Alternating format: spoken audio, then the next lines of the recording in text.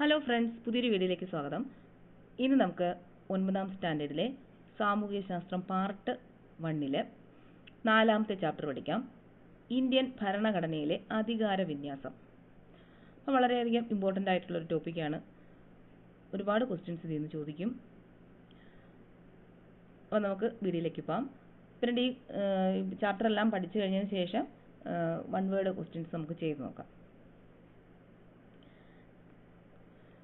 വൈദേശിക ഭരണത്തിന്റെ കെടുതികൾ കുടഞ്ഞെറിഞ്ഞ് പ്രതീക്ഷാ നിർഭരവും ഉത്തരവാദിത്വപൂർണവുമായ പാതയിലേക്ക് രാജ്യത്തെ നയിക്കാനുള്ള ആഹ്വാനമാണ് ഭരണഘടനാ നിർമ്മാണ സഭയിൽ നെഹ്റു നൽകുന്നത്. 1947 ആഗസ്റ്റ് 15 ഇന്ത്യ നേടിയ സ്വാതന്ത്ര്യം നമ്മുടെ ഭരണഘടനാ നിർമ്മാണ സഭയെ ഏൽപ്പിച്ച ഉത്തരവാദിത്വം വളരെ വലുതും പ്രധാനപ്പെട്ടതുമായിരുന്നു. ബ്രിട്ടീഷ് ഭരണത്തിൽ വിവേചനപരവും ജനാധിപത്യ വിരുദ്ധവും നീതിരഹിതവുമായ നടപടികൾക്ക് ജനങ്ങൾ വിധേയമാക്കപ്പെട്ടിരുന്നു. അക്കാലത്ത് ഇന്ത്യൻ സമൂഹത്തിൽ നിലനിന്നിരുന്ന ജാതി വ്യവസ്ഥയും മറ്റ് സാമൂഹിക ദുരാചാരങ്ങളും മനുഷ്യാവകാശ ലംഘനങ്ങളും ആധുനിക സമൂഹത്തിന് ചിന്തിക്കാൻ കഴിയുന്നതിനും അപ്പുറമായിരുന്നു. സ്വാതന്ത്ര്യാനന്തരം ഇവയ്ക്കെല്ലാം പരിഹാരമാകുന്ന ഒരു ജനാധിപത്യ ഭരണക്രമവും ക്ഷേമരാഷ്ട്ര സംവിധാനവും ഉണ്ടാകണമെന്ന ചിന്ത നമ്മുടെ ദേശീയ പ്രസ്ഥാനത്തിനും ജനങ്ങൾക്കും ഉണ്ടായിരുന്നു. സ്വതന്ത്ര ഇന്ത്യ ജനങ്ങൾക്ക് നൽകിയ പ്രധാനപ്പെട്ട 2 വാഗ്ദാനങ്ങളായിരുന്നു ജനാധിപത്യ ഭരണക്രമവും ക്ഷേമരാഷ്ട്ര നിർമ്മാണവും. ഇതാണ് ജനാധിപത്യ ഭരണക്രമവും ക്ഷേമരാഷ്ട്ര നിർമ്മാണവും. ഇതിലേക്കുള്ള ചുവടുവയ്പായിരുന്നു ഭരണഘടനാ നിർമ്മാണ സഭയുടെ രൂപീകരണവും നെഹ്റു അവതരിപ്പിച്ച ലക്ഷ്യപ്രമേയവും. ലക്ഷ്യപ്രമേയത്തിൽ നിന്നും ഭരണഘടനയിലേക്ക്. ആദ്യം ലക്ഷ്യപ്രമേയം എന്താണെന്ന് നോക്കാം. ഭരണഘടനാ നിർമ്മാണ സഭ ഇന്ത്യ ഒരു സ്വതന്ത്ര പരമാധികാര റിപ്പബ്ലിക്കായി തീർക്കുവാനും അതിനായി ഒരു ഭരണഘടന തയ്യാറാക്കുവാനുമുള്ള ഗൗരവമേറിയ ദൃഢനിശ്ചയം പ്രഖ്യാപിക്കുന്നു. സ്വതന്ത്ര പരമാധികാര ഇന്ത്യ എന്നത് പഴയ ബ്രിട്ടീഷ് ഇന്ത്യൻ പ്രദേശങ്ങൾ, ഇന്ത്യൻ സംസ്ഥാനങ്ങൾ, ഇന്ത്യൻ യൂണിയന്റെ ഭാഗമാകാൻ തയ്യാറുള്ള ബ്രിട്ടീഷ് ഇന്ത്യക്ക് പുറത്തുള്ള മറ്റു ഭാഗങ്ങൾ എന്നിവയുടെ ഒരു യൂണിയനായിരിക്കും. ഇന്ത്യൻ യൂണിയൻ രൂപീകരിക്കുന്ന പ്രദേശങ്ങൾ സ്വയംഭരണ യൂണിറ്റുകളായിരിക്കും. കൂടാതെ കേന്ദ്ര ഗവൺമെന്റിൽ നിക്ഷിപ്തമാകാതെയുള്ള എല്ലാ അധികാരങ്ങളും ചുമതലകളും അവയ്ക്ക് നൽകപ്പെടും. സ്വതന്ത്ര പരമാധികാര ഇന്ത്യയുടെ എല്ലാ അധികാരങ്ങളും ജനങ്ങളിൽ നിന്നുമായിരിക്കും ഉത്ഭവിക്കുക. ഇന്ത്യയിലെ എല്ലാ ജനങ്ങൾക്കും സാമൂഹികവും സാമ്പത്തികവും രാഷ്ട്രീയവുമായ നീതിയും പദവി സമത്വവും അവസര സമത്വവും നിയമത്തിനു മുൻപിലുള്ള സമത്വവും കൂടാതെ നിയമത്തിനും പൊതു ധാർമ്മികതയ്ക്കും വിധേയമായി സംസാരം, ആവിഷ്കാരം, വിശ്വാസം, ആരാധന, തൊഴിൽ, സംഘടനയും പ്രവർത്തനവും എന്നീ മൗലിക സ്വാതന്ത്ര്യങ്ങളും ഉറപ്പാക്കുകയും സംരക്ഷിക്കുകയും ചെയ്യും. അപ്പോൾ ഇതാണ് ലക്ഷ്യപ്രമേയം. നെഹ്റു അവതരിപ്പിച്ച ലക്ഷ്യപ്രമേയമാണിത്. 1946 ഡിസംബർ 13 ഭരണഘടനാ നിർമ്മാണ സഭയിൽ ജവഹർലാൽ നെഹ്റു അവതരിപ്പിച്ച ലക്ഷ്യപ്രമേയത്തിലെ ആശയങ്ങളാണ് കൊടുത്തിരിക്കുന്നത്. അപ്പോൾ എന്നാണ് ലക്ഷ്യപ്രമേയം അവതരിപ്പിച്ചത്? 1946 ഡിസംബർ 13 ലക്ഷ്യപ്രമേയം അവതരിപ്പിച്ചത് എന്നാണ്? 1946 ഡിസംബർ 13 ഇനി ഭാരതത്തിന്റെ ഭരണഘടന. ഭരണഘടനയുടെ ആമുഖം നോക്കാം. ഭാരതത്തിലെ ജനങ്ങളായ നാം ഭാരതത്തെ ഒരു പരമാധികാര സ്ഥിതി സമത്വ മതേതര ജനാധിപത്യ റിപ്പബ്ലിക്കായി സംവിധാനം ചെയ്യുവാനും അതിലെ പൗരന്മാർക്കെല്ലാം സാമൂഹ്യവും സാമ്പത്തികവും രാഷ്ട്രീയവുമായ നീതിയും ചിന്തയ്ക്കും ആശയപ്രകടനത്തിനും വിശ്വാസത്തിനും മതനിഷ്ഠയ്ക്കും ആരാധനയ്ക്കുമുള്ള സ്വാതന്ത്ര്യവും പദവിയിലും അവസരത്തിലും സമത്വവും സംപ്രാപ്തമാക്കുവാനും അവർക്കെല്ലാം ഇടയിൽ വ്യക്തിയുടെ അന്തസ്സും രാഷ്ട്രത്തിന്റെ ഐക്യവും അഖണ്ഡതയും ഉറപ്പുവരുത്തിക്കൊണ്ട് സാഹോദര്യം പുലർത്തുവാനും സഗൗരവം തീരുമാനിച്ചിരിക്കയാൽ നമ്മുടെ ഭരണഘടനാ നിർമ്മാണ സഭയിൽ ഈ 1949 നവംബർ 26 ഇതിനാൽ ഈ ഭരണഘടനയെ സ്വീകരിക്കുകയും നിയമമാക്കുകയും നമുക്ക് തന്നെ പ്രദാനം ചെയ്യുകയും ചെയ്യുന്നു. അപ്പോൾ ഇതാണ് ഭരണഘടനയുടെ ആമുഖം. 1976 ഭരണഘടന 42ാം ഭേദഗതി. ഏതാണ് 42ാം ഭേദഗതി?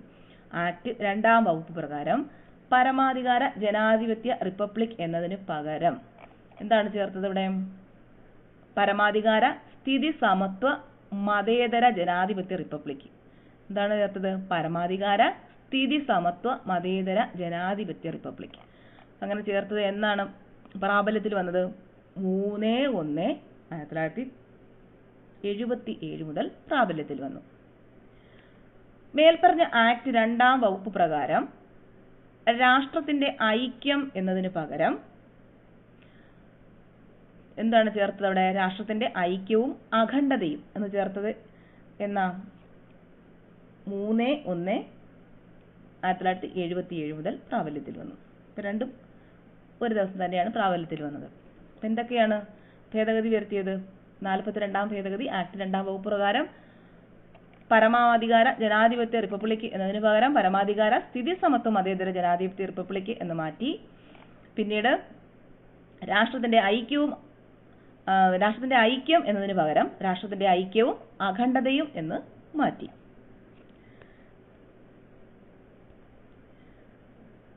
ഭരണഘടനയുടെ സവിശേഷതകൾ. ക്യാബിനറ്റ് മിഷന്റെ നിർദ്ദേശാനുസരണം 1946 ഡിസംബർ 6 രൂപീകരിക്കപ്പെട്ട ഭരണഘടനാ നിർമ്മാണ സമിതി. അപ്പൊ എന്നാണ് രൂപീകരിക്കപ്പെട്ടത് ഭരണഘടനാ നിർമ്മാണ സമിതി? 1946 ഡിസംബർ 6-നാണ് ഭരണഘടനാ നിർമ്മാണ സമിതി രൂപീകരിക്കപ്പെട്ടത്. അപ്പൊ ഇതൊരു പ്രീവിയസ് ക്വസ്റ്റ്യൻ ആണ്. 1946 ഡിസംബർ 9 മുതൽ 2 വർഷവും 11 മാസവും 17 ദിവസവും നീണ്ടുനിന്ന ഒരു മഹത്തായ പ്രക്രിയയിലൂടെ നിർമ്മിച്ചതാണ് ഇന്ത്യൻ ഭരണഘടന. എന്നാണ് 1946 ഡിസംബർ 9 മുതൽ 2 വർഷവും 11 മാസവും 17 ദിവസവും നീണ്ടുനിന്ന ഒരു മഹത്തായ പ്രക്രിയയിലൂടെ നിർമ്മിച്ചതാണ് എന്ത്? ഇന്ത്യൻ ഭരണഘടന.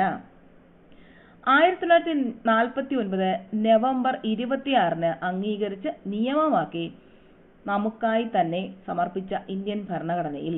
അപ്പൊ എന്നാണ് 1949 നവംബർ 26 അംഗീകരിച്ചത്. ഇതും പ്രീവിയസ് ക്വസ്റ്റ്യൻ ആണ്. 22 ഭാഗങ്ങളിലായി 395 വകുപ്പുകളും 8 പട്ടികകളുമാണ് ഉണ്ടായിരുന്നത്. അപ്പം ഭരണഘടന നിർമ്മിച്ച വേളയിൽ എത്ര വകുപ്പായിരുന്നു ഉണ്ടായിരുന്നത്? 395 വകുപ്പുകളും 8 പട്ടികകളുമാണ് ഉണ്ടായിരുന്നത്. 1950 ജനുവരി 26 നിലവിൽ വന്ന ഇന്ത്യൻ ഭരണഘടന കാലാനുസൃതമായ മാറ്റങ്ങൾ ഉൾക്കൊണ്ടുകൊണ്ട് ഒരു സജീവ പ്രമാണമായി തുടരുന്നു. എന്നാണ് 1950 ജനുവരി 26 നമ്മുടെ ഭരണഘടന നിലവിൽ വന്നത്. അപ്പൊ ഇതും പ്രീവിയസ് ക്വസ്റ്റ്യൻ ആണ്. എന്നാണ് ഭരണഘടന നിലവിൽ വന്നത്? 1950 ജനുവരി 26. ഇന്ത്യൻ ദേശീയ പ്രസ്ഥാനം മുറുകെ പിടിച്ചതും ലക്ഷ്യപ്രമേയത്തിൽ സൂചിപ്പിച്ചതുമായ നിരവധി ആശയങ്ങൾ ഭരണഘടനയുടെ ഭാഗമായിട്ടുണ്ട്. വിശദമായ പഠനങ്ങൾക്കും ചർച്ചകൾക്കും ശേഷം തയ്യാറാക്കപ്പെട്ട ഭരണഘടനയുടെ സവിശേഷതകൾ നമുക്ക് പരിചയപ്പെടാം. അപ്പൊ എന്താണ് നമ്മുടെ ഭരണഘടനയുടെ സവിശേഷതകൾ? അതാണ് ഇനി പഠിക്കുന്നത്. ഏറ്റവും വലിയ എഴുതപ്പെട്ട ഭരണഘടന. ലോകത്ത് ഏറ്റവും വലിയ എഴുതപ്പെട്ട ഭരണഘടന ആരുടെയാണ്? ഇന്ത്യയുടെ ഭരണഘടനയാണ്. 1.5 ലക്ഷത്തോളം വാക്കുകളടങ്ങിയ സമഗ്രവും വിപുലവുമായ രേഖ. രാജ്യത്തിന്റെ വൈവിധ്യവും വൈപുല്യവും പരിഗണിച്ചുള്ള വിശദമായ ഉള്ളടക്കം. പാർലമെന്ററി ജനാധിപത്യം. കാര്യനിർവഹണ വിഭാഗത്തിലെ അംഗങ്ങൾ നിയമനിർമ്മാണ സഭയിൽ നിന്നുള്ളവരായിരിക്കും. നിയമനിർമ്മാണ വിഭാഗം കാര്യനിർവഹണ വിഭാഗത്തെ നിയന്ത്രിക്കുകയും ചെയ്യുന്നു. ദൃഢവും അയവുള്ളതുമായ ഘടന. ചില വ്യവസ്ഥകൾ ഭേദഗതി ചെയ്യാൻ പ്രത്യേക നടപടിക്രമങ്ങൾ പാലിക്കേണ്ടതുണ്ട്. എന്നാൽ മറ്റു ചിലത് സാധാരണ നിയമനിർമ്മാണ രീതിയിൽ ഭേദഗതി ചെയ്യാവുന്നതാണ്. മൗലിക അവകാശങ്ങളും മൗലിക കർത്തവ്യങ്ങളും. ഓരോ വ്യക്തിക്കും രാഷ്ട്രം ഉറപ്പുവരുത്തേണ്ട അടിസ്ഥാന അവകാശങ്ങൾ. അതാണ് മൗലിക അവകാശം. പൗരർ രാഷ്ട്രത്തോടും സമൂഹത്തോടും പാലിക്കേണ്ട ഉത്തരവാദിത്തങ്ങൾ. അതെന്താണ്? മൗലിക കർത്തവ്യങ്ങൾ. മാർഗനിർദ്ദേശക തത്വങ്ങൾ. ഭാവി രാഷ്ട്രത്തിന്റെ സാമൂഹിക സാമ്പത്തിക അഭിവൃദ്ധിക്കായി രാഷ്ട്രത്തിന് നൽകിയിട്ടുള്ള നിർദ്ദേശങ്ങൾ. അതാണ് മാർഗനിർദ്ദേശക തത്വങ്ങൾ. ദ്വിമണ്ഡല നിയമനിർമ്മാണ സഭകൾ. മൊത്തം ജനത്തെയും പ്രതിനിധീകരിക്കുന്ന അധോസഭ അഥവാ ലോക്സഭ. നിയമനിർമ്മാണത്തിൽ രണ്ടാമതൊരു ചിന്തയ്ക്കായി സംസ്ഥാനങ്ങളെ പ്രതിനിധീകരിക്കുന്ന ഉപരിസഭ അഥവാ രാജ്യസഭ എന്നിങ്ങനെ 2 സഭകൾ. അപ്പൊ ഏതൊക്കെയാണ് 2 സഭകൾ? ലോക്സഭയും രാജ്യസഭയും. ലോക്സഭയ്ക്ക് എന്ത് പേര് പറയും? അധോസഭയെന്നും രാജ്യസഭയ്ക്ക് ഉപരിസഭയെന്നും പറയും. ശക്തമായ കേന്ദ്ര ഗവൺമെന്റോട് കൂടിയ ഫെഡറലിസം. അധികാരം കേന്ദ്രത്തിനും സംസ്ഥാനങ്ങൾക്കും ആയി വേർതിരിച്ചിട്ടുണ്ട്. എങ്കിലും കേന്ദ്രത്തിന് മേൽക്കൈ നൽകുന്ന ചില സവിശേഷ അധികാരങ്ങൾ ഭരണഘടനയിൽ ഉൾപ്പെടുത്തിയിട്ടുണ്ട്. സ്വതന്ത്രവും നിഷ്പക്ഷവുമായ നീതിന്യായ വ്യവസ്ഥ, നിയമനിർമ്മാണ കാര്യനിർവഹണ വിഭാഗങ്ങളുടെ നിയന്ത്രണത്തിലല്ലാത്ത കോടതി സംവിധാനം, സ്വതന്ത്ര ഭരണഘടനാ സ്ഥാപനങ്ങൾ, ജനാധിപത്യ വ്യവസ്ഥ വിപുലവും അർത്ഥപൂർണവുമാക്കുന്നതിന് സ്വതന്ത്ര സ്വഭാവമുള്ള ഭരണഘടനാ സ്ഥാപനങ്ങൾ. അപ്പോൾ ഇതാണ് ഇന്ത്യൻ ഭരണഘടനയുടെ സവിശേഷതകൾ. അപ്പോൾ എന്തൊക്കെയാണ്? ദൃഢവും അയവുള്ളതുമായ ഘടന, മൗലിക അവകാശങ്ങളും, ആദ്യം ഏറ്റവും വലിയ എഴുതപ്പെട്ട ഭരണഘടന, പാർലമെന്ററി ജനാധിപത്യം, ദൃഢവും അയവുള്ളതുമായ ഘടന, മൗലിക അവകാശങ്ങളും മൗലിക കർത്തവ്യങ്ങളും, മാർഗനിർദ്ദേശക തത്വങ്ങൾ, ദ്വിമണ്ഡല നിയമനിർമ്മാണ സഭകൾ, ശക്തമായ കേന്ദ്ര ഗവൺമെന്റോട് കൂടിയ ഫെഡറലിസം, സ്വതന്ത്രവും നിഷ്പക്ഷവുമായ നീതിന്യായ വ്യവസ്ഥ, സ്വതന്ത്ര ഭരണഘടനാ സ്ഥാപനങ്ങൾ. ഇതൊക്കെയാണ് ഇന്ത്യൻ ഭരണഘടനയുടെ സവിശേഷതകൾ. ഇനി ഇന്ത്യൻ ഫെഡറലിസം. എന്താണ് ഇന്ത്യൻ ഫെഡറലിസം?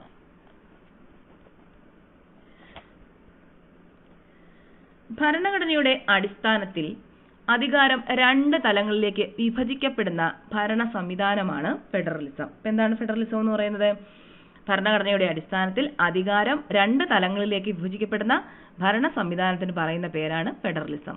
കേന്ദ്ര ഗവൺമെന്റും സംസ്ഥാന ഗവൺമെന്റുകളും അധികാരം പങ്കിടുന്ന ഭരണ ക്രമീകരണമാണിത്. ആരൊക്കെയാണ് അധികാരം പങ്കിടുന്നത്? കേന്ദ്ര ഗവൺമെന്റും സംസ്ഥാന ഗവൺമെന്റുകളും. ഫെഡറലിസത്തിന്റെ അടിസ്ഥാന സവിശേഷതകളായി കണക്കാക്കുന്നത് എഴുതപ്പെട്ട ദൃഢമായ ഭരണഘടന, അധികാര വിഭജനം, സ്വതന്ത്രമായ നീതിന്യായ വ്യവസ്ഥ എന്നിവയാണ്. അപ്പോൾ എന്തൊക്കെയാണ് ഫെഡറലിസത്തിന്റെ അടിസ്ഥാന സവിശേഷതകൾ? എഴുതപ്പെട്ട ദൃഢമായ ഭരണഘടന, അധികാര വിഭജനം, സ്വതന്ത്രമായ നീതിന്യായ വ്യവസ്ഥ തുടങ്ങിയവയാണ് ഫെഡറലിസത്തിന്റെ അടിസ്ഥാന സവിശേഷതകൾ. ഇനി ഭാഗം 1, യൂണിയനും അതിന്റെ ഭൂപ്രദേശവും.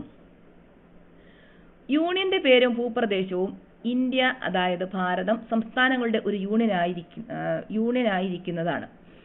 സംസ്ഥാനങ്ങളും അവയുടെ ഭൂപ്രദേശങ്ങളും 1-ാം പട്ടികയിൽ പറഞ്ഞിട്ടുള്ള വിധം ആയിരിക്കുന്നതാണ്.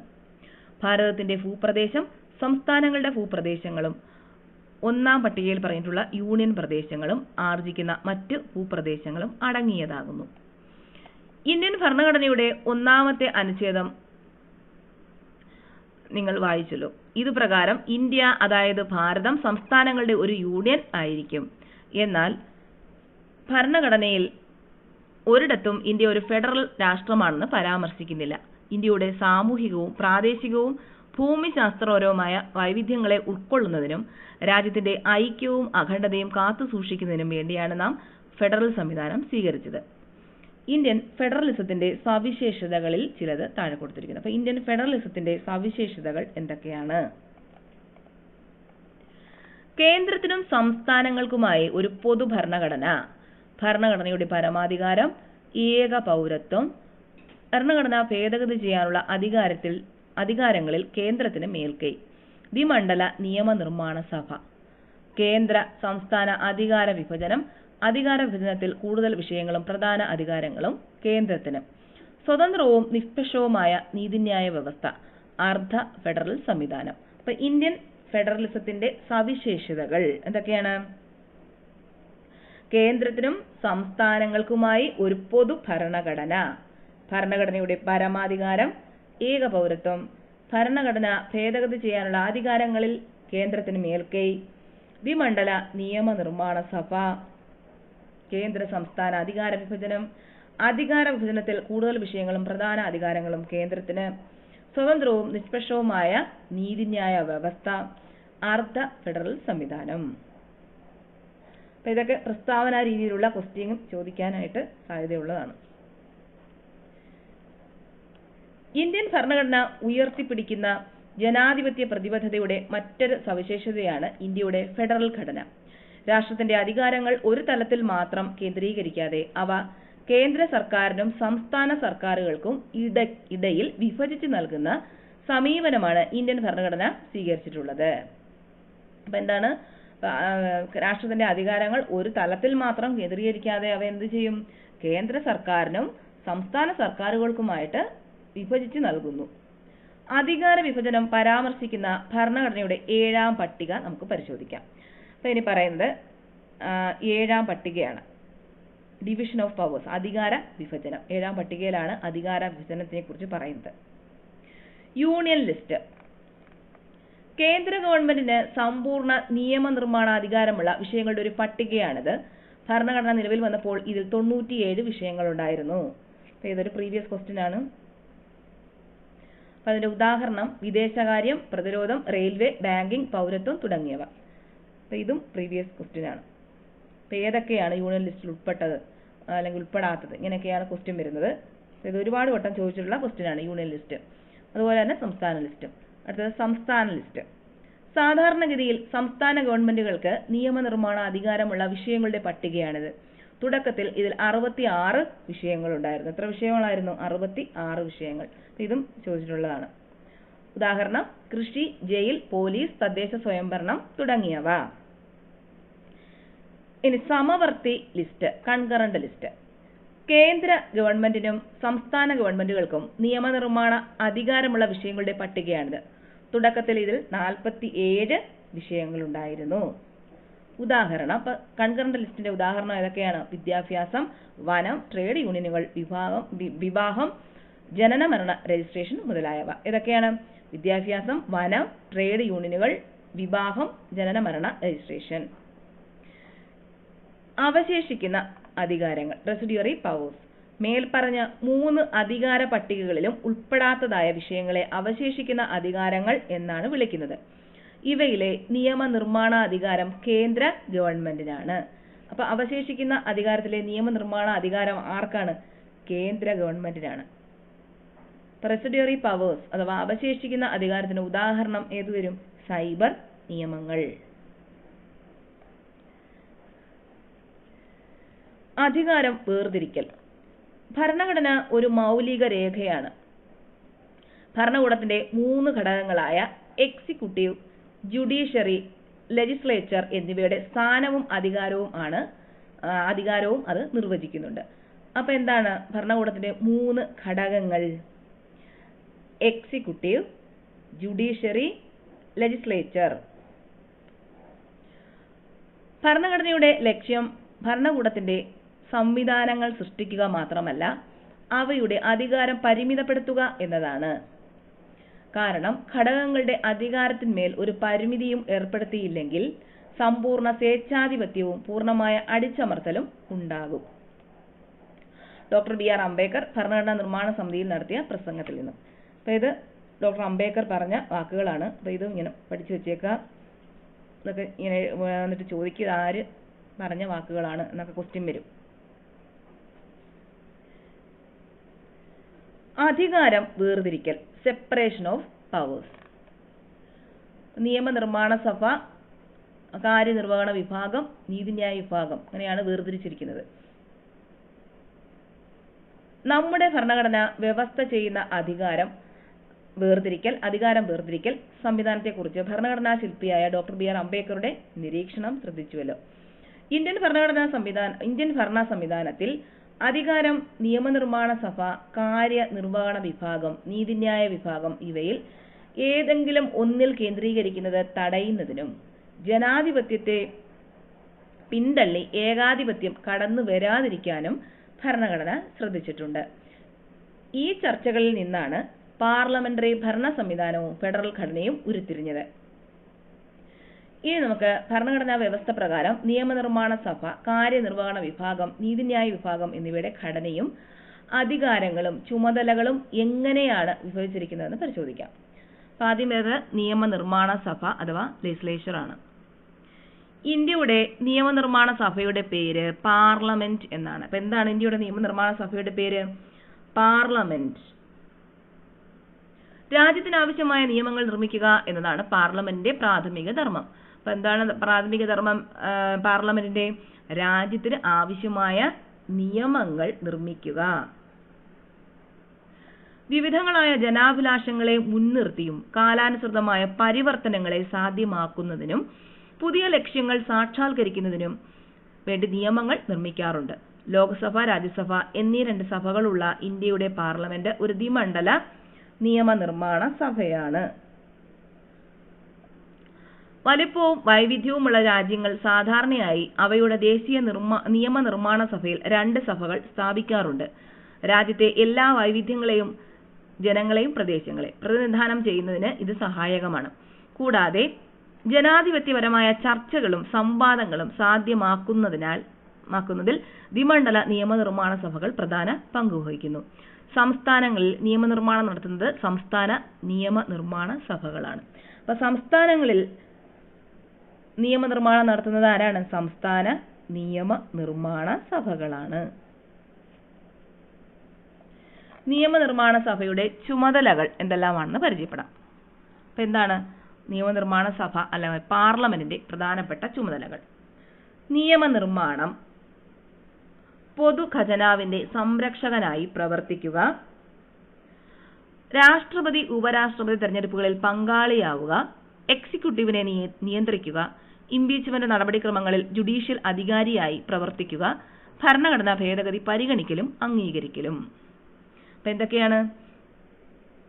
നിയമനിർമ്മാണം, പൊതുഖജനാവിന്റെ സംരക്ഷകനായി പ്രവർത്തിക്കുക, രാഷ്ട്രപതി ഉപരാഷ്ട്രപതി തെരഞ്ഞെടുപ്പുകളിൽ പങ്കാളിയാവുക, എക്സിക്യൂട്ടീവിനെ നിയന്ത്രിക്കുക, ഇംപീച്ച്മെന്റ് നടപടിക്രമങ്ങളിൽ ജുഡീഷ്യൽ അധികാരിയായി പ്രവർത്തിക്കുക, ഭരണഘടനാ ഭേദഗതി പരിഗണിക്കലും അംഗീകരിക്കലും. ഇതാണ് പാർലമെന്റ് പ്രധാന ചുമതലകൾ. ഇനി എന്താ പറയുന്നത്? ഇനി പാർലമെന്റിന്റെ 2 സഭകളായ ലോകസഭയുടെയും രാജ്യസഭയുടെയും പ്രധാന സവിശേഷതകൾ നോക്കാം. ലോക്സഭ പാർലമെന്റിലെ അധോമണ്ഡലമാണ് ലോക്സഭ. ഭൂരിപക്ഷ സമ്പ്രദായ പ്രകാരം ജനങ്ങൾ നേരിട്ടാണ് ലോക്സഭ അംഗങ്ങളെ തിരഞ്ഞെടുക്കുന്നത്. 25 വയസ്സ് പൂർത്തിയായ ഇന്ത്യൻ പൗരർക്ക് ലോക്സഭയിലേക്ക് മത്സരിക്കാൻ യോഗ്യതയുണ്ട്. അപ്പം ലോക്സഭയിലേക്ക് മത്സരിക്കാനുള്ള പ്രായം എത്രയാണ്? 25 വയസ്സ് പൂർത്തിയാക്കിയിരിക്കണം. അപ്പം ഇതൊരു പ്രീവിയസ് ക്വസ്റ്റ്യൻ ആണ്. ലോക്സഭ 25 വയസ്സാണ്. ലോക്സഭയുടെ കാലാവധി 5 വർഷമാണ്. ലോക്സഭയിൽ പരമാവധി അംഗബലം 550 ആണ്. എത്രയാണ് പരമാവധി അംഗബലം? 550. ഇത് ഒരു പ്രീവിയസ് ക്വസ്റ്റ്യൻ ആണ്. എന്നാൽ നിലവിൽ 543 2023 കണക്കാണ്. തിരഞ്ഞെടുക്കപ്പെട്ട അംഗങ്ങളാണുള്ളത്. 543 തിരഞ്ഞെടുക്കപ്പെട്ട അംഗങ്ങളാണ് ഇപ്പോഴുള്ളത്. ലോക്സഭയിലെ ഭൂരിപക്ഷത്തിന്റെ അടിസ്ഥാനത്തിലാണ് സർക്കാരുകളുടെ രൂപീകരണവും നിലനിൽപ്പും സാധ്യമാകുന്നത്. ഒരു പാർട്ടിക്കോ സഖ്യത്തിനോ സർക്കാർ രൂപീകരിക്കാൻ കഴിയാത്ത സാഹചര്യത്തിലോ ഭരിക്കുന്ന പാർട്ടിക്കോ സഖ്യത്തിനോ ഭൂരിപക്ഷം നഷ്ടപ്പെടുന്ന സാഹചര്യത്തിലോ രാജ്യം പൊതു തെരഞ്ഞെടുപ്പിലേക്ക് പോകുന്നതാണ്. ലോക്സഭയുടെ അധ്യക്ഷൻ സ്പീക്കറാണ്. ലോക്സഭയുടെ അധ്യക്ഷൻ ആരാണ്? സ്പീക്കറാണ് ലോക്സഭയുടെ അധ്യക്ഷൻ. ധനപരമായ വിഷയങ്ങളിൽ ലോക്സഭയ്ക്ക് രാജ്യസഭയേക്കാൾ കൂടുതൽ അധികാരങ്ങളുണ്ട്. ധനബില്ലും അവിശ്വാസ പ്രമേയവും അവതരിപ്പിക്കുന്നത് ലോക്സഭയിലാണ്. ഇത് നോട്ട് ചെയ്തേക്കാം. ധനബില്ലും അവിശ്വാസ പ്രമേയവും അവതരിപ്പിക്കുന്നത് എവിടെയാണ്? ലോക്സഭയിലാണ്. ധനബില്ലും അവിശ്വാസ പ്രമേയവും അവതരിപ്പിക്കുന്നത് എവിടെയാണ്? ലോക്സഭയിൽ. ഇനി അടുത്തത് രാജ്യസഭ. പാർലമെന്റിലെ ഉപരിസഭയാണ് രാജ്യസഭ. ജനസംഖ്യ ആനുപാതികമായി സംസ്ഥാനങ്ങൾക്ക് പ്രാതിനിധ്യം നൽകിയിരിക്കുന്ന സഭയാണിത്. സംസ്ഥാന നിയമനിർമ്മാണ സഭകളിലെ തിരഞ്ഞെടുക്കപ്പെട്ട MLA-മാരാണ് രാജ്യസഭാ അംഗങ്ങളെ തിരഞ്ഞെടുക്കുന്നത്. അപ്പോൾ രാജ്യസഭാ അംഗങ്ങളെ തിരഞ്ഞെടുക്കുന്നത് ആരാണ്? സംസ്ഥാന നിയമനിർമ്മാണ സഭയിലെ തിരഞ്ഞെടുക്കപ്പെട്ട MLA-മാര്. അവരാണ് ആര്? രാജ്യസഭാ അംഗങ്ങളെ തിരഞ്ഞെടുക്കുന്നത്. 30 വയസ്സ് പൂർത്തിയായ ഇന്ത്യൻ പൗരർക്ക് രാജ്യസഭയിലേക്ക് മത്സരിക്കാൻ യോഗ്യതയുണ്ട്. അപ്പോൾ രാജ്യസഭയിലേക്ക് മത്സരിക്കാൻ എത്ര വയസ്സ് പൂർത്തിയാക്കിയിരിക്കണം? 30 വയസ്സ്. അപ്പോൾ ഇതും ഒരു പ്രീവിയസ് ക്വസ്റ്റ്യൻ ആണ്. രാജ്യസഭ ഒരു സ്ഥിരം സഭയാണ്. സഭാ അംഗങ്ങളുടെ കാലാവധി 6 വർഷമാണ്. രാജ്യസഭാ അംഗങ്ങളുടെ കാലാവധി എത്ര വർഷമാണെന്ന് പറഞ്ഞ് ക്വസ്റ്റ്യൻ ചോദിച്ചിട്ടുണ്ട്. രാജ്യസഭയിലെ 1/3 അംഗങ്ങൾ ഓരോ 2 വർഷം കൂടുമ്പോഴും വിരമിക്കുകയും ആ ഒഴിവുകളിലേക്ക് തിരഞ്ഞെടുപ്പ് നടക്കുകയും ചെയ്യുന്നു. ഉപരാഷ്ട്രപതിയാണ് രാജ്യസഭയുടെ അധ്യക്ഷൻ. അപ്പൊ രാജ്യസഭയുടെ അധ്യക്ഷൻ ആരാണ്? ഉപരാഷ്ട്രപതിയാണ് രാജ്യസഭയുടെ അധ്യക്ഷൻ. രാജ്യസഭയുടെ പരമാവധി അംഗബലം 250 ഇതിൽ 238 പേരെ തിരഞ്ഞെടുക്കുകയും 12 പേരെ രാഷ്ട്രപതി നാമനിർദ്ദേശം ചെയ്യുകയും ചെയ്യുന്നു. അപ്പൊ ഇതും ഒരു പ്രീവിയസ് ക്വസ്റ്റ്യൻ ആണ്. രാഷ്ട്രപതി നാമനിർദ്ദേശം ചെയ്യുന്ന എത്ര പേരെയാണ്? 12 പേരെ. ഉപരാഷ്ട്രപതിയെ നീക്കം ചെയ്യാനുള്ള നടപടിക്രമങ്ങൾ ആരംഭിക്കുന്നത് രാജ്യസഭയിൽ നിന്നാണ്. കൂടാതെ പുതിയ അഖിലേന്ത്യാ സർവീസ് സൃഷ്ടിക്കുന്നതിന് പാർലമെന്റിനെ ചുമതലപ്പെടുത്താനുള്ള അധികാരം രാജ്യസഭയിൽ നിക്ഷിപ്തമാണ്.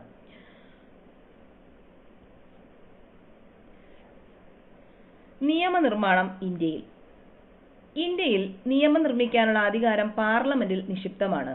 അപ്പൊ ഇന്ത്യയിൽ നിയമം നിർമ്മിക്കാനുള്ള അധികാരം ആർക്കാണുള്ളത്? പാർലമെന്റിൽ നിക്ഷിപ്തമാണ്. നിയമനിർമ്മാണ പ്രക്രിയയിൽ ഭരണഘടന അനുശാസിക്കുന്നതും പിന്നീട് രൂപപ്പെട്ടു വന്നതുമായ നിരവധി നടപടിക്രമങ്ങളുണ്ട്. നിയമനിർമ്മാണം കേവലം ഒരു സാങ്കേതിക പ്രക്രിയ മാത്രമല്ല, ഒരു രാഷ്ട്രീയ പ്രക്രിയ കൂടിയാണ്. സമൂഹത്തിന്റെ വിവിധ കോണുകളിൽ നിന്നുള്ള ജനാഭിപ്രായങ്ങളോട് സർക്കാരിന്റെ പ്രതികരണമാണ് നിയമങ്ങൾ. ഇപ്പൊ നിയമങ്ങൾ എന്ന് പറഞ്ഞാൽ എന്താണ്? സമൂഹത്തിന്റെ വിവിധ കോണുകളിൽ നിന്നുള്ള ജനാഭിപ്രായങ്ങളോട് സർക്കാരിന്റെ പ്രതികരണം, അതാണ് നിയമങ്ങൾ. രാഷ്ട്രീയ പാർട്ടികളുടെ തെരഞ്ഞെടുപ്പ് വാഗ്ദാനം പാലിക്കുന്നതിന്റെ ഭാഗമായും ഭരണപ്രക്രിയ കൂടുതൽ സുഗമമാക്കുന്നതിനായും നിയമനിർമ്മാണം നടത്താറുണ്ട്.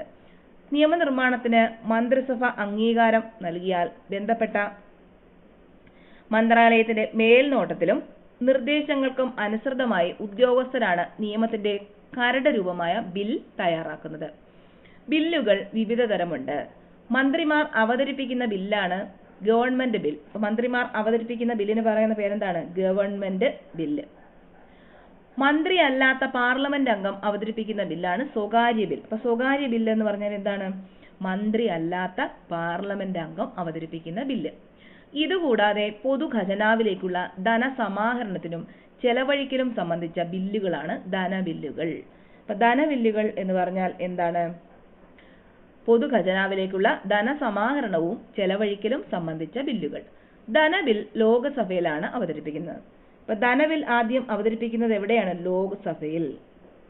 ധനബില്ലുകൾ അല്ലാത്തവയാണ് ധനേതര ബില്ലുകൾ. ഭരണഘടനാ ഭേദഗതി ബില്ലുകളും സാധാരണ ബില്ലുകളുമാണ് ധനേതര ബില്ലുകളായി കണക്കാക്കുന്നത്. അപ്പൊ ധനേതര ബില്ലുകൾ ഏതൊക്കെയാണ്? ഭരണഘടനാ ഭേദഗതി ബില്ലുകളും സാധാരണ ബില്ലുകളും. ഒരു ബിൽ നിയമമാകുന്നതിന്റെ വിവിധ ഘട്ടങ്ങൾ ഇപ്പൊ നോക്കാം. ഒന്നാം വായന. ധനബിൽ അല്ലാത്ത ഏതൊരു ബില്ലും ഇരുസഭകളിൽ ഏതെങ്കിലും ഒന്നിൽ മന്ത്രിയോ സ്വകാര്യ അംഗമോ അവതരിപ്പിക്കുന്നു. രണ്ടാം വായന. ഈ ഘട്ടത്തിൽ ബിൽ കമ്മിറ്റിയുടെ പരിഗണനയ്ക്ക് അയക്കുകയോ സഭയിൽ തന്നെ ചർച്ച ചെയ്യുകയോ ചെയ്യുന്നു. കമ്മിറ്റി ഘട്ടം എന്നും ഇത് അറിയപ്പെടുന്നു. മാറ്റങ്ങളോ ഭേദഗതികളോ ഈ ഘട്ടത്തിൽ സ്വീകരിക്കാം. മൂന്നാം വായന. ബിൽ സഭ അംഗീകരിക്കുകയോ നിരസിക്കുകയോ ചെയ്യുന്നു. അപ്പൊ ഇങ്ങനെ 3 ഘട്ടങ്ങളാണ് ഒരു ബിൽ അവതരണത്തിന് ഉള്ളത്. ഒന്നാം വായന, രണ്ടാം വായന, മൂന്നാം വായന.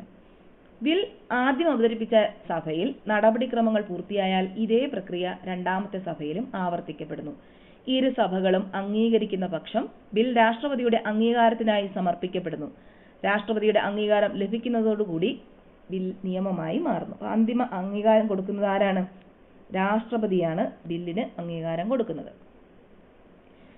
ഇനി ഭരണഘടനാ ഭേദഗതി. ഭരണഘടനയിൽ തിരുത്തലുകളോ ഒഴിവാക്കലുകളോ കൂട്ടിച്ചേർക്കലുകളോ വരുത്തുന്നതിനെയാണ് ഭരണഘടനാ ഭേദഗതി എന്ന് പറയുന്നത്. അപ്പൊ എന്താണ് ഭരണഘടനാ ഭേദഗതി എന്ന് പറയുന്നത്? ഭരണഘടനയിൽ തിരുത്തലുകളോ ഒഴിവാക്കലുകളോ കൂട്ടിച്ചേർക്കലോ വരുത്തുന്നതിന് പറയുന്ന പേരാണ് ഭരണഘടനാ ഭേദഗതി. സാമൂഹിക രാഷ്ട്രീയ ആവശ്യങ്ങളെ പരിഗണിച്ച് കാലാനുസൃതമായി ഭരണഘടനയിൽ മാറ്റം വരുത്താൻ ഭേദഗതി പ്രക്രിയ സഹായകമാകുന്നു. ഇന്ത്യയിൽ ഭരണഘടന ഭേദഗതി ചെയ്യാനുള്ള അധികാരം പാർലമെന്റിൽ മാത്രമാണ് നിക്ഷിപ്തമായിരിക്കുന്നത്. അപ്പൊ ഇന്ത്യയിൽ ഭരണഘടന ഭേദഗതി ചെയ്യാനുള്ള അധികാരം ആർക്കാണ് ഉള്ളത്? പാർലമെന്റിന് മാത്രമാണ് ഭരണഘടന ഭേദഗതി ചെയ്യാനുള്ള അധികാരം ഉള്ളത്. ഭരണഘടനയുടെ അനുച്ഛേദം 368 പ്രകാരമാണ് പാർലമെന്റിന് ഭേദഗതിക്കുള്ള അധികാരം ലഭിക്കുന്നത്. അപ്പൊ ഏതാണ് അനുച്ഛേദം 368? ഇതും പ്രീവിയസ് ക്വസ്റ്റ്യൻ ആണ്. ഭേദഗതി ബില്ലിന് രാഷ്ട്രപതിയുടെ മുൻകൂർ അനുമതി ആവശ്യമില്ല. ഭരണഘടനാ ഭേദഗതി ബിൽ നിയമമാകണമെങ്കിൽ ഇരു സഭകളുടെയും അംഗീകാരം അനിവാര്യമാണ്. ഇരു സഭകൾക്കുമിടയിൽ ഭരണഘടനാ ഭേദഗതി ബില്ലിന്മേലുള്ള തർക്കങ്ങൾ പരിഹരിക്കാനായി സംയുക്ത സമ്മേളനം പോലുള്ള നടപടിക്രമം ഇല്ല.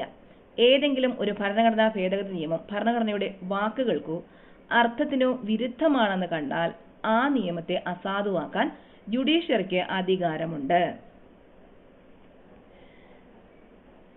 ഇന്ത്യൻ ഭരണഘടന അനുശാസിക്കുന്ന വിവിധ ഭേദഗതികൾ പരിചയപ്പെടാം. ഭേദഗതി രീതികൾ. അയവുള്ള ഭേദഗതി. ഇന്ത്യൻ ഭരണഘടനയിലെ ചില വകുപ്പുകൾ പാർലമെന്റിന് കേവല ഭൂരിപക്ഷത്തിലൂടെ സാധാരണ നിയമനിർമ്മാണത്തിന് സമാനമായ നടപടിക്രമങ്ങൾ വഴി ഭേദഗതി ചെയ്യാവുന്നതാണ്. ഉദാഹരണം സംസ്ഥാനങ്ങളുടെ പേര്, അതിരുകൾ, പൗരത്വം തുടങ്ങിയവ. ഏതാണ് അയവുള്ള ഭേദഗതിയിൽ വരുന്നത്? സംസ്ഥാനങ്ങളുടെ പേര്, അതിരുകൾ, പൗരത്വം. നോട്ട് ചെയ്ത് വെച്ചോ. സംസ്ഥാനങ്ങളുടെ പേര്, അതിരുകൾ, പൗരത്വം തുടങ്ങിയവ ഏതിൽ വരുന്നത്? അയവുള്ള ഭേദഗതിയിലാണ് വരുന്നത്. ദൃഢമായ ഭേദഗതി. ചില പ്രധാനപ്പെട്ട വകുപ്പുകളിൽ ഭേദഗതി വരുത്തുവാൻ പാർലമെന്റിന്റെ ഇരുസഭകളുടെയും പ്രത്യേക ഭൂരിപക്ഷം ആവശ്യമാണ്. ഉദാഹരണം മൗലിക അവകാശങ്ങൾ, മാർഗനിർദ്ദേശക തത്വങ്ങൾ തുടങ്ങിയവ. ദൃഢ ഭേദഗതിയിൽ വരുന്നത് ഏതൊക്കെയാണ്? മൗലിക അവകാശങ്ങൾ, മാർഗനിർദ്ദേശക തത്വങ്ങൾ. അപ്പൊ ഇതൊക്കെ ഭേദഗതി ചെയ്യുന്നത് എവിടെയാ വരുന്നത്? ദൃഢമായ ഭേദഗതി. ഇനി അതിദൃഢമായ ഭേദഗതി. ചില അതിപ്രധാനമായ വകുപ്പുകൾ പാർലമെന്റിന്റെ ഇരുസഭകളുടെയും പ്രത്യേക ഭൂരിപക്ഷത്തോടൊപ്പം പകുതിയിൽ കുറയാത്ത സംസ്ഥാനങ്ങളുടെ അംഗീകാരത്തോടും കൂടി മാത്രമേ ഭേദഗതി ചെയ്യാൻ കഴിയുകയുള്ളൂ. ഉദാഹരണം കേന്ദ്ര സംസ്ഥാന അധികാര വിഭജനം, ജനപ്രാതിനിധ്യ നിയമം തുടങ്ങിയവ. ഏതൊക്കെയാണ്? കേന്ദ്ര സംസ്ഥാന അധികാര വിഭജനം, ജനപ്രാതിനിധ്യ നിയമം. ഇതൊക്കെ അതിദൃഢമായ ഭേദഗതിയിൽ ഉൾപ്പെടുന്നവയാണ്. കാലാനുസൃതമായ മാറ്റങ്ങൾ ഭേദഗതികൾ വഴി ഉൾച്ചേർക്കുന്നതിലൂടെ നമ്മുടെ ഭരണഘടന ഒരു സജീവ ഭരണഘടനയായി പരിണമിക്കുന്നു. ഇനി വരുന്നത് കാര്യനിർവഹണ വിഭാഗം അഥവാ എക്സിക്യൂട്ടീവ്. നിയമങ്ങളുടെയും നയങ്ങളുടെയും നടപ്പിലാക്കൽ, ഭരണ നിർവഹണം എന്നീ ചുമതലകൾ നിർവഹിക്കുന്ന ഗവൺമെന്റിന്റെ വിഭാഗമാണ് കാര്യനിർവഹണ വിഭാഗം. അപ്പൊ എന്തൊക്കെയാണ്? നിയമങ്ങളുടെയും നയങ്ങളുടെയും നടപ്പിലാക്കൽ, ഭരണ നിർവഹണം എന്നീ ചുമതലകൾ. അതാണ് ഏതിനുള്ളത്? കാര്യനിർവഹണ വിഭാഗത്തിനുള്ളത്. രാഷ്ട്രപതി, ഉപരാഷ്ട്രപതി, പ്രധാനമന്ത്രി തലവനായ മന്ത്രിസഭ എന്നിവ ഉൾപ്പെടുന്നതാണ് കാര്യനിർവഹണ വിഭാഗം. അപ്പൊ കാര്യനിർവഹണ വിഭാഗത്തിൽ ഉൾപ്പെടുന്നത് ആരൊക്കെയാണ്? രാഷ്ട്രപതി, ഉപരാഷ്ട്രപതി, പ്രധാനമന്ത്രി തലവനായ മന്ത്രിസഭ തുടങ്ങിയവ. അതാണ് കാര്യനിർവഹണ വിഭാഗത്തിൽ ഉൾപ്പെടുന്നത്. ഇന്ത്യൻ ഭരണഘടനാ പ്രകാരം കാര്യനിർവഹണ വിഭാഗത്തിന്റെ അധികാരങ്ങൾ രാഷ്ട്രപതിയിലാണ് നിക്ഷിപ്തമായിരിക്കുന്നതെങ്കിലും അത് നിർവഹിക്കപ്പെടുന്നത് പ്രധാനമന്ത്രിയുടെ നേതൃത്വത്തിലുള്ള മന്ത്രിസഭകളിലൂടെയാണ്. അപ്പൊ എന്താണ്? ഇന്ത്യൻ ഭരണഘടനാ പ്രകാരം കാര്യനിർവഹണ വിഭാഗത്തിന്റെ അധികാരങ്ങൾ ആർക്കാണുള്ളത്? രാഷ്ട്രപതിയിലാണ് നിക്ഷിപ്തമായിരിക്കുന്നതെങ്കിലും അത് നിർവഹിക്കപ്പെടുന്നത് ആരാണ്? പ്രധാനമന്ത്രിയുടെ നേതൃത്വത്തിലുള്ള മന്ത്രിസഭകളിലൂടെയാണ്. കാര്യനിർവഹണ വിഭാഗം. രാഷ്ട്രീയ എക്സിക്യൂട്ടീവ്, സ്ഥിരം എക്സിക്യൂട്ടീവ്. ഇപ്പൊ രാഷ്ട്രീയ എക്സിക്യൂട്ടീവ് ആരൊക്കെയാണ്? രാഷ്ട്രപതി, പ്രധാനമന്ത്രി, മന്ത്രിമാർ. സ്ഥിരം എക്സിക്യൂട്ടീവ് ഉദ്യോഗസ്ഥ വൃന്ദം, അഖിലേന്ത്യാ സർവീസ്, കേന്ദ്ര സർവീസ്, സംസ്ഥാന സർവീസ്. പിന്നീട് രാഷ്ട്രീയ എക്സിക്യൂട്ടീവ് വീണ്ടും രണ്ടായിട്ട് തിരിച്ചിട്ടുണ്ട്. നാമമാത്ര എക്സിക്യൂട്ടീവ് അതായത് രാഷ്ട്രപതി, യഥാർത്ഥ എക്സിക്യൂട്ടീവ് പ്രധാനമന്ത്രിയും മന്ത്രിസഭയും. എന്തൊക്കെയാണ്? കാര്യനിർവഹണ വിഭാഗം രണ്ടായിട്ട് തിരിച്ചിട്ടുണ്ട്. ഏതൊക്കെയാ? രാഷ്ട്രീയ എക്സിക്യൂട്ടീവും സ്ഥിരം എക്സിക്യൂട്ടീവും. രാഷ്ട്രീയ എക്സിക്യൂട്ടീവിൽ ഉൾപ്പെടുന്നത് ആരൊക്കെയാണ്? രാഷ്ട്രപതി, പ്രധാനമന്ത്രി, മന്ത്രിമാർ. സ്ഥിരം എക്സിക്യൂട്ടീവിൽ ഉൾപ്പെടുന്നത് ഉദ്യോഗസ്ഥ വൃന്ദം, അഖിലേന്ത്യാ സർവീസ്, കേന്ദ്ര സർവീസ്, സംസ്ഥാന സർവീസ്. അഖിലേന്ത്യാ സർവീസ്, കേന്ദ്ര സർവീസ്, സംസ്ഥാന സർവീസ് തുടങ്ങിയവരുള്ള ഉദ്യോഗസ്ഥർ. അതാണ് സ്ഥിരം എക്സിക്യൂട്ടീവിൽ ഉൾപ്പെടുന്നത്. ഇനി രാഷ്ട്രീയ എക്സിക്യൂട്ടീവിനെ വീണ്ടും രണ്ടായിട്ട് തിരിച്ചിട്ടുണ്ട്. നാമമാത്ര എക്സിക്യൂട്ടീവ് എന്നും യഥാർത്ഥ എക്സിക്യൂട്ടീവ് എന്നും. അപ്പൊ നാമമാത്ര എക്സിക്യൂട്ടീവില് രാഷ്ട്രപതി, യഥാർത്ഥ എക്സിക്യൂട്ടീവിൽ ഉൾപ്പെടുന്നത് പ്രധാനമന്ത്രിയും മന്ത്രിസഭയും. ഇനി ഈ പറഞ്ഞിരിക്കുന്ന കാര്യങ്ങളാണ് പറയുന്നത്. രാഷ്ട്രീയ കാര്യനിർവഹണ വിഭാഗം, പൊളിറ്റിക്കൽ എക്സിക്യൂട്ടീവ്. രാഷ്ട്രപതി, ഉപരാഷ്ട്രപതി, സർക്കാരിന് നേതൃത്വം നൽകുന്ന പ്രധാനമന്ത്രി, മന്ത്രിമാർ എന്നിവരടങ്ങുന്നതാണ് രാഷ്ട്രീയ കാര്യനിർവഹണ വിഭാഗം. അപ്പൊ രാഷ്ട്രീയ കാര്യനിർവഹണ വിഭാഗത്തിൽ ആരൊക്കെയാണ് ഉള്ളത്? രാഷ്ട്രപതി, ഉപരാഷ്ട്രപതി, സർക്കാരിന് നേതൃത്വം നൽകുന്ന പ്രധാനമന്ത്രി, മന്ത്രിമാർ. ഭരണഘടനാപരമായി രാഷ്ട്രപതിയാണ് കാര്യനിർവഹണ വിഭാഗത്തിന്റെ തലവൻ. എന്നാൽ പ്രധാനമന്ത്രിയും അദ്ദേഹത്തിന്റെ നേതൃത്വത്തിലുള്ള മന്ത്രിസഭയും നൽകുന്ന ഉപദേശങ്ങൾ അനുസരിച്ച് വേണം രാഷ്ട്രപതി പ്രവർത്തിക്കേണ്ടത്. അതേസമയം രാഷ്ട്രപതിക്ക് സ്വന്തം വിവേചനാധികാരം ഉപയോഗിച്ച് പ്രവർത്തിക്കാവുന്ന സാഹചര്യങ്ങളുമുണ്ട്. രാഷ്ട്രപതി ഇന്ത്യയിലെ കാര്യനിർവഹണ വിഭാഗത്തിന്റെ തലവനാണ് രാഷ്ട്രപതി. ഇന്ത്യയുടെ കാര്യനിർവഹണ വിഭാഗത്തിന്റെ തലവൻ ആരാണ്? രാഷ്ട്രപതിയാണ്. 35 വയസ്സ് പൂർത്തിയായ ഇന്ത്യൻ പൗരർക്ക് രാഷ്ട്രപതി സ്ഥാനത്തേക്ക് മത്സരിക്കാൻ യോഗ്യതയുണ്ട്. രാഷ്ട്രപതി സ്ഥാനത്തേക്ക് മത്സരിക്കാൻ എത്ര വയസ്സാണ്? 35 വയസ്സാണ് വേണ്ടത്. അപ്പോൾ ഇതും പരീക്ഷയ്ക്ക് ചോദിച്ചിട്ടുണ്ട്. പാർലമെന്റിന്റെ ഇരുസഭകളിലെയും സംസ്ഥാന നിയമനിർമ്മാണ സഭകളിലെയും തെരഞ്ഞെടുക്കപ്പെട്ട അംഗങ്ങൾ ഉൾക്കൊള്ളുന്ന ഇലക്ടറൽ കോളേജാണ് രാഷ്ട്രപതിയെ തെരഞ്ഞെടുക്കുന്നത്. 5 വർഷമാണ് രാഷ്ട്രപതിയുടെ ഔദ്യോഗിക കാലാവധി.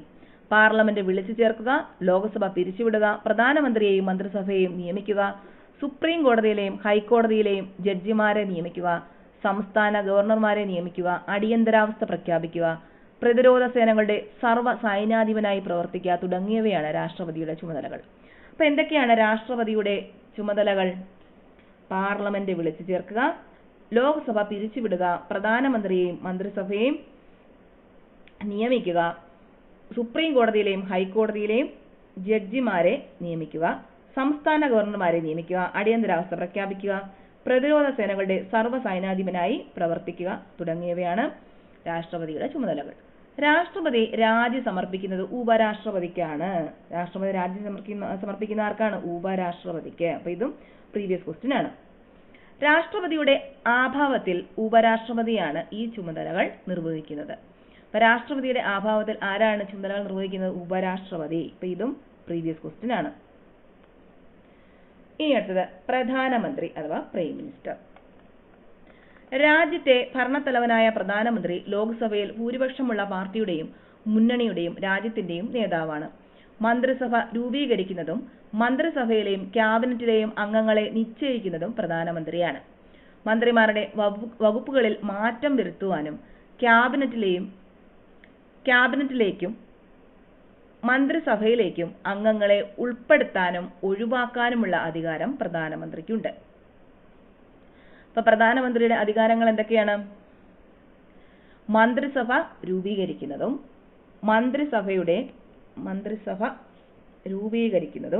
മന്ത്രിസഭയുടെയും ക്യാബിനറ്റിലെയും അംഗങ്ങളെ നിശ്ചയിക്കുന്നതും പ്രധാനമന്ത്രിയാണ്. മന്ത്രിമാരുടെ വകുപ്പുകളിൽ മാറ്റം വരുത്തുവാനും ക്യാബിനറ്റിലേക്കും മന്ത്രിസഭയിലേക്കും അംഗങ്ങളെ ഉൾപ്പെടുത്താനും ഒഴിവാക്കാനുമുള്ള അധികാരം ആർക്കാണ്? പ്രധാനമന്ത്രിക്കാണ്. രാഷ്ട്രപതിയെയും മന്ത്രിസഭയെയും പാർലമെന്റിനെയും പരസ്പരം ബന്ധിപ്പിക്കുന്ന കണ്ണിയായി പ്രധാനമന്ത്രി പ്രവർത്തിക്കുന്നു. 5 വർഷ കാലാവധിക്ക് മുമ്പായ ലോക്സഭയിലെ ഭൂരിപക്ഷം നഷ്ടമായാൽ പ്രധാനമന്ത്രി രാഷ്ട്രപതിക്ക് രാജി സമർപ്പിച്ച് പദവി ഒഴിയേണ്ടതാണ്. രാഷ്ട്രപതിയെ ഭരണ നിർവഹണത്തിൽ സഹായിക്കുന്ന സമിതിയാണ് മന്ത്രിസഭ. രാഷ്ട്രപതിയെ ഭരണ നിർവഹണത്തിൽ സഹായിക്കുന്ന സമിതി ഏതാണ്? മന്ത്രിസഭയാണ്. ഇതിന്റെ തലവൻ പ്രധാനമന്ത്രിയാണ്. ആരാണ് ഇതിന്റെ തലവൻ? പ്രധാനമന്ത്രി. മന്ത്രിസഭയുടെ ചുമതലകൾ എന്തൊക്കെയാണെന്നാണ് ഇനി പറയുന്നത്. മന്ത്രിസഭയുടെ ചുമതലകൾ: രാജ്യഭരണം നിർവഹിക്കുക, ഭരണപരവും ക്ഷേമപരവുമായ മറ്റ് നടപടികളും വിദേശ ബന്ധങ്ങളും നിർവഹിക്കുക, നിയമനിർമ്മാണത്തിന് ചുക്കാൻ പിടിക്കുക, ബില്ലുകളും ഓർഡിനൻസുകളും ഡ്രാഫ്റ്റ് ചെയ്യുക, വിവിധ ഡിപ്പാർട്ട്മെന്റുകളുടെ പ്രവർത്തനത്തെ ഏകോപിപ്പിക്കുക, ദേശീയ നയവും വിദേശ നയവും രൂപീകരിക്കുക. അപ്പൊ എന്താണ് മന്ത്രിസഭയുടെ ചുമതലകൾ? എന്തൊക്കെയാണ്? രാജ്യഭരണം നിർവഹിക്കുക, ഭരണപരവും ക്ഷേമപരവുമായ മറ്റ് നടപടികളും വിദേശ ബന്ധങ്ങളും നിർവഹിക്കുക, നിയമനിർമ്മാണത്തിന് ചുക്കാൻ പിടിക്കുക, ബില്ലുകളും ഓർഡിനൻസുകളും ഡ്രാഫ്റ്റ് ചെയ്യുക, വിവിധ ഡിപ്പാർട്ട്മെന്റുകളുടെ പ്രവർത്തനത്തെ ഏകോപിപ്പിക്കുക, ദേശീയ നയവും വിദേശ നയവും രൂപീകരിക്കുക. ഇതൊക്കെയാണ് മന്ത്രിസഭയുടെ ചുമതലകൾ. ഇനി സ്ഥിരകാര്യ നിർവഹണ വിഭാഗം, പെർമനന്റ് എക്സിക്യൂട്ടീവ്. ഗവൺമെന്റിന്റെ ദൈനംദിന പ്രവർത്തനങ്ങൾ നിറവേറ്റുന്നതും ബഡ്ജറ്റ് ഉൾപ്പെടെയുള്ള ബില്ലുകൾ രൂപീകരിക്കുന്നതിൽ രാഷ്ട്രീയ കാര്യനിർവഹണ വിഭാഗത്തെ സഹായിക്കുന്നതും ബ്യൂറോക്രസി എന്നറിയപ്പെടുന്ന ഉദ്യോഗസ്ഥ വൃന്ദമാണ്. യോഗ്യതയുടെ അടിസ്ഥാനത്തിൽ മത്സര പരീക്ഷകളിലൂടെ തെരഞ്ഞെടുക്കപ്പെടുകയും പരിശീലനം ലഭിക്കുകയും ചെയ്യുന്ന വൈദഗ്ധ്യമുള്ളവരും നിപുണരുമായ വിഭാഗമാണിവർ. നിശ്ചിത റിട്ടയർമെന്റ് പ്രായം വരെ കാലാവധി ഉള്ളവരാകലാണ് ഇവരെ സ്ഥിരകാര്യ നിർവഹണ വിഭാഗം എന്ന് വിളിക്കുന്നത്. അപ്പൊ എന്തുകൊണ്ടാണ് സ്ഥിരകാര്യ നിർവഹണ വിഭാഗം എന്ന് വിളിക്കുന്നത്? നിശ്ചിത റിട്ടയർമെന്റ് പ്രായം വരെ കാലാവധി ഉള്ളവരാകലാണ്. അതുകൊണ്ടാണ് ഇവരെ സ്ഥിര കാര്യനിർവഹണ വിഭാഗം എന്ന് വിളിക്കുന്നത്. ഇനി വരുന്നത് നീതിന്യായ വിഭാഗം അഥവാ ജുഡീഷ്യറി. മുകളിൽ പറഞ്ഞിരിക്കുന്ന നിയമനിർമ്മാണ കാര്യനിർവഹണ വിഭാഗങ്ങൾ ഭരണഘടന അനുസൃതമായി പ്രവർത്തിക്കുന്നുണ്ടെന്ന് ഉറപ്പുവരുത്തുന്ന സംവിധാനമാണ് നീതിന്യായ വിഭാഗം. പൗരരുടെ അവകാശങ്ങൾ സംരക്ഷിക്കുന്നതിനോടൊപ്പം ഭരണഘടനാ മൂല്യങ്ങളും സംരക്ഷിക്കുന്നു. അതുകൊണ്ട് നീതിന്യായ വിഭാഗം ഭരണഘടനയുടെ കാവലാൾ എന്ന് അറിയപ്പെടുന്നു. അപ്പൊ ഭരണഘടനയുടെ കാവലാൾ എന്നറിയപ്പെടുന്നത് ഏതാണ്? നീതിന്യായ വിഭാഗമാണ്. കാര്യക്ഷമമായ ജനാധിപത്യ വ്യവസ്ഥയ്ക്ക് സ്വതന്ത്രവും നിഷ്പക്ഷവുമായ നീതിന്യായ സംവിധാനം അനിവാര്യമാണ്. ഇവിടെ ഒരു പിരമിഡ് പോലെ കാണിച്ചിട്ടുണ്ട്. സുപ്രീം കോടതി, ഹൈക്കോടതികൾ, ജില്ലാ കോടതികൾ, കീഴ്ക്കോടതികൾ. സുപ്രീം കോടതിയുടെ നേതൃത്വത്തിൽ ഒരു ഏക സംയോജിത ജുഡീഷ്യൽ സംവിധാനമാണ് ഇന്ത്യയിലുള്ളത്. പിരമിഡിന്റെ രൂപത്തിൽ ക്രമീകരിച്ചിരിക്കുന്ന നമ്മുടെ ജുഡീഷ്യൽ വ്യവസ്ഥയിൽ മുകളിലേക്ക് പോകുന്തോറും കോടതികളുടെ എണ്ണം കുറയുകയും അധികാരങ്ങൾ കൂടുകയും ചെയ്യും. താഴേക്ക് വരുന്തോറും കോടതികളുടെ എണ്ണം കൂടുകയും അധികാരങ്ങൾ കുറയുകയും ചെയ്യും. ഇപ്പം താഴെ കീഴ്ക്കോടതി ഒരുപാടുണ്ട്, അധികാരങ്ങൾ കുറവാണ്. അതിലും കുറവാണ് ജില്ലാ കോടതി, പിന്നെ ഹൈക്കോടതി, സുപ്രീം കോടതി. ഏറ്റവും അധികാരമുള്ളത് ആർക്കാണ്? സുപ്രീം കോടതിക്കാണ്. സുപ്രീം കോടതി, സുപ്രീം കോർട്ട്.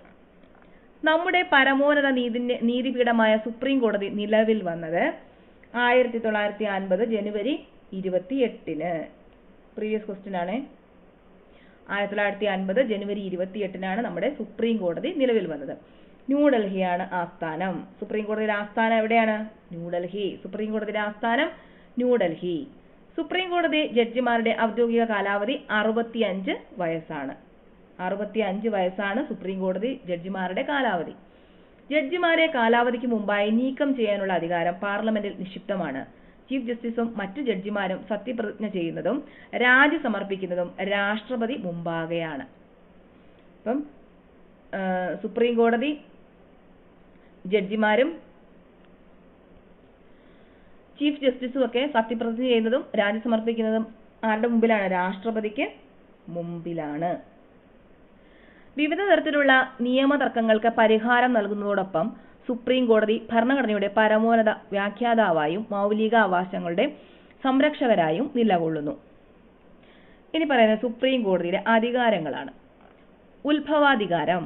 സുപ്രീം കോടതിക്ക് മാത്രം പരിഹരിക്കാൻ കഴിയുന്ന ചില വിഷയങ്ങളാണ് ഉത്ഭവാധികാരങ്ങളുടെ പരിധിയിൽ വരുന്നത്. ഏതാണത്? കേന്ദ്ര സംസ്ഥാന തർക്കങ്ങൾ. കേന്ദ്ര സംസ്ഥാന തർക്കങ്ങൾ ഏതാണ്? ഉത്ഭവാധികാര പരിധിയിൽ വരുന്നതാണ്. അപ്പീൽ പരിഗണിക്കാനുള്ള അധികാരം. സുപ്രീം കോടതി ഏറ്റവും ഉയർന്ന അപ്പീൽ കോടതിയാണ്. അതുകൊണ്ട് തന്നെ രാജ്യത്തെ ഏതൊരു കീഴ്ക്കോടതിയുടെയും വിധിയിന്മേൽ വരുന്ന അപ്പീലുകൾ സ്വീകരിക്കാനുള്ള അധികാരം സുപ്രീം കോടതിക്കുണ്ട്. ഉപദേശിക അധികാരം. രാഷ്ട്രപതി ആവശ്യപ്പെടുന്ന ഏതൊരു വിഷയത്തെ സംബന്ധിച്ചും നിയമോപദേശം നൽകുവാൻ സുപ്രീം കോടതിക്ക് ഭരണഘടനാപരമായ ബാധ്യതയുണ്ട്. റിട്ട് അധികാരം. മൗലിക അവകാശങ്ങൾ ലംഘിക്കപ്പെടുമ്പോൾ അവയുടെ സംരക്ഷണാർത്ഥം റിട്ടുകളുടെ രൂപത്തിൽ പ്രത്യേക ഉത്തരവുകൾ പുറപ്പെടുവിക്കാൻ സുപ്രീം കോടതിക്ക് അധികാരമുണ്ട്. പുനരവലോകന അധികാരം. ഭരണഘടനയുടെ സംരക്ഷകർ എന്ന ചുമതല നിർവഹിക്കുന്നതിൽ നീതിന്യായ വിഭാഗത്തിന് ഏറ്റവും കരുത്തായി നിൽക്കുന്നത് അതിന്റെ നീതിന്യായ പുനരവലോകന അധികാരമാണ്. അപ്പൊ എന്താണ് നീതിന്യായ പുനരവലോകനം? Judicial review. പാർലമെന്റ് പാസാക്കുന്ന നിയമങ്ങളുടെയും കാര്യനിർവഹണ വിഭാഗം പുറപ്പെടുവിക്കുന്ന ഉത്തരവുകളുടെയും ഭരണഘടനാ സാധുത പരിശോധിക്കാനും അവ ഭരണഘടനയുടെ വാക്കുകൾക്കോ അർത്ഥത്തിനോ വിരുദ്ധമാണെന്ന് ബോധ്യമായാൽ അവയെ ഭരണഘടനാ വിരുദ്ധമെന്ന് പ്രഖ്യാപിക്കാനുമുള്ള സുപ്രീം കോടതിയുടെ പ്രത്യേക അധികാരമാണ് നീതിന്യായ പുനരവലോകന അധികാരം. ഇനി വരുന്നത് പരസ്പര നിയന്ത്രണവും അധികാര സന്തുലനവും. ഭരണഘടനാപരമായി ഗവൺമെന്റിന്റെ അധികാരങ്ങൾ നിയമനിർമ്മാണം, കാര്യനിർവഹണം, നീതിന്യായം എന്നീ 3 വിഭാഗങ്ങൾക്കായി വിഭജിച്ച് നൽകിയിരിക്കുന്നു. എന്നിരുന്നാലും ഇവയ്ക്കിടയിൽ യുക്തിസഹജമായ ഒരു പരസ്പര നിയന്ത്രണവും ഏകോപനവും അധികാര പ്രയോഗത്തിലെ സന്തുലനവും സാധ്യമാക്കുവാൻ നമ്മുടെ ഭരണഘടന ശ്രദ്ധിച്ചിട്ടുണ്ട്. ഇപ്പോൾ ഇവിടെ ഒരു ഡയഗ്രാം കൊടുത്തിട്ടുണ്ട്. ബജറ്റ് പരിഗണിക്കൽ, ചോദ്യോത്തരവേള തുടങ്ങിയ മാർഗങ്ങളിലൂടെ എക്സിക്യൂട്ടീവിനെയും ഇംപീച്ച്മെന്റ് പോലുള്ളവയിലൂടെ ജുഡീഷ്യറിയെയും നിയന്ത്രിക്കാൻ പാർലമെന്റിന് കഴിയും. നീതിന്യായ പുനരവലോകന അധികാരത്തിലൂടെ ജുഡീഷ്യറിക്ക് പാർലമെന്റിനെയും എക്സിക്യൂട്ടീവിനെയും നിയന്ത്രിക്കാൻ സാധിക്കും. ബില്ലുകൾക്ക് അംഗീകാരം നൽകൽ, ദയാഹർജി പരിഗണിക്കൽ, ജഡ്ജിമാരുടെ നിയമനം, സ്ഥലം മാറ്റം പോലുള്ളവയിലൂടെ എക്സിക്യൂട്ടീവിന് പാർലമെന്റിനെയും ജുഡീഷ്യറിയെയും ക്രിയാത്മകമായി നിയന്ത്രിക്കാവുന്നതാണ്. ഇന്ത്യൻ ഭരണഘടന ജനാധിപത്യമെന്ന ഭരണ സംവിധാനത്തെയും മൂല്യത്തെയും അതിന്റെ രാഷ്ട്രസങ്കല്പങ്ങളിൽ ഉറപ്പിക്കുന്നു. അധികാര കേന്ദ്രീകരണം ഒഴിവാക്കുന്നതിനും സ്വേച്ഛാധിപത്യ പ്രവണതകൾ തടയുന്നതിനും ജനാധിപത്യം പരിപാലിക്കുന്നതിനും വേണ്ടിയാണ് ഗവൺമെന്റിന്റെ അധികാരം 3 ശാഖകൾക്കിടയിൽ വിഭജിച്ച് നൽകിയിരിക്കുന്നത്. അപ്പം എന്താണ് പറയുന്നത്? ഗവൺമെന്റിന്റെ അധികാരം 3 ശാഖകളിലായിട്ട് വിഭജിച്ച് ഇങ്ങനെ കൊടുത്തിട്ടുണ്ട്. സ്വാതന്ത്ര്യ സമരത്തിന്റെ ആശയങ്ങളും അഭിലാഷങ്ങളും ഭരണഘടന മുന്നോട്ട് വയ്ക്കുന്ന മൂല്യങ്ങളും ദർശനങ്ങളും വ്യവസ്ഥാപിതമാക്കാനുള്ള ശ്രമങ്ങളാണ് ഗവൺമെന്റിന്റെ ശാഖകളിലൂടെ നമ്മുടെ രാഷ്ട്രം നടപ്പാക്കി വരുന്നത്. അപ്പം ഇത്രയേ ഉള്ളൂ. അപ്പം നമുക്കിനി ഭരണഘടനയുടെ ഒരു ചാപ്റ്ററും കൂടെ ഉണ്ട്. അപ്പോൾ അതുകൂടെ കഴിഞ്ഞതിന് ശേഷം 1 വേർഡ് ക്വസ്റ്റ്യൻസ് തരാം. അതും കൂടെ നോക്കുമ്പോഴത്തേക്ക് നിങ്ങൾക്ക് ഈ ചാപ്റ്റർ നല്ലപോലെ ഭരണഘടന നല്ലപോലെ മനസ്സിലാവും.